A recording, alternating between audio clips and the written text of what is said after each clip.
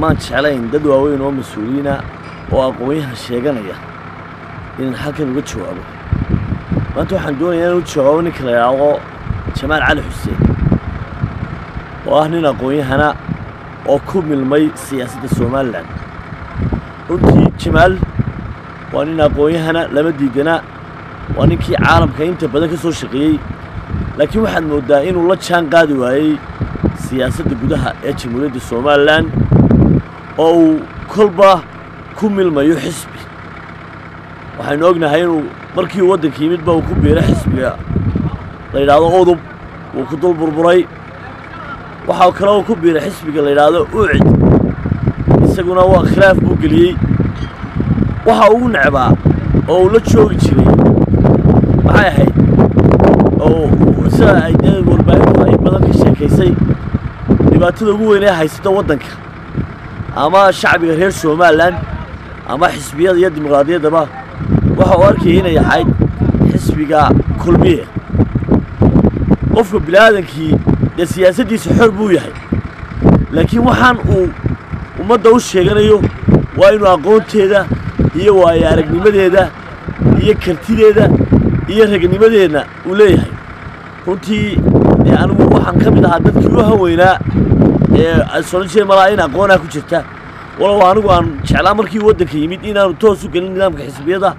ee horta waddanka la qabsado oo uu ka mid noqdo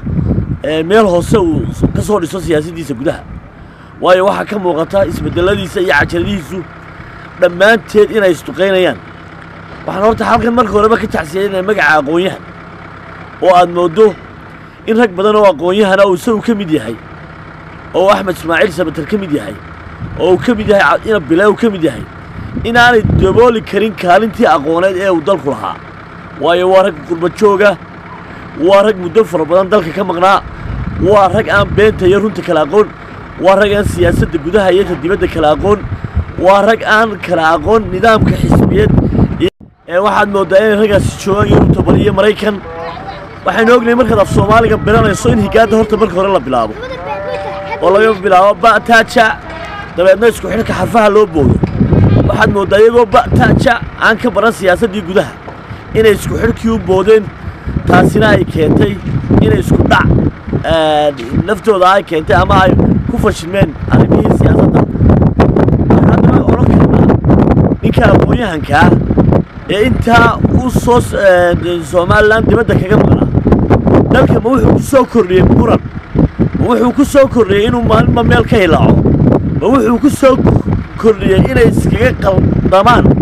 axaadiista rasuulka iyo aayadaha quraanka iyo dastuurka Soomaaliland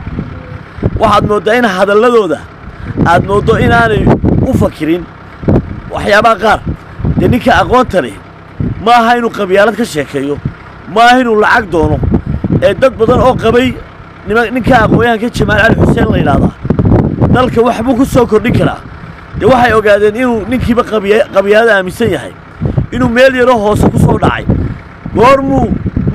kulmiye wanaag iyo sharaf yeeshay waa kii ku bilaabay daalin baad ahaydeen waa kii ku bilaabay musuqmaasuq baatiin waa kii ku bilaabay isku dir baatiin waa kii ku bilaabay inay munaafiqiin yihiin waxyaabo fara badan oo ka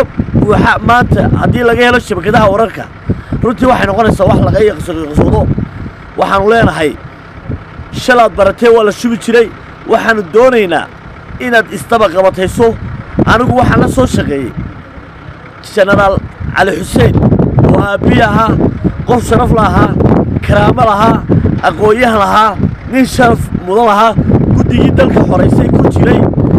marka waxaan doonaynay inaanu ka aragno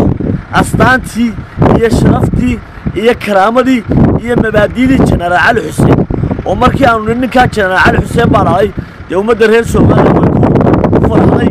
laakiin waxa weeye dasir maqabe Allah u sahana Jamaal haddii uu maanta noqon lahaa madaxweyne dee waxay noqon lahayd inuu dalku baaboo inuu dalku aan jirin marka waxa weeye Ilaahay baa kashifay waxa weeye waxa qalbigiisa ku jira iyo waxa uurka ka lahaa ayaan isku mid ahayn siyaasadda waa loo gaajoodaa guriga loo iibiyaa waa loo baabaa haddaad doonayso inaad marka internetka aad wax yar geliso ama sheeko yar oo aad qosol aad geliso dee sidaa laguma noqdo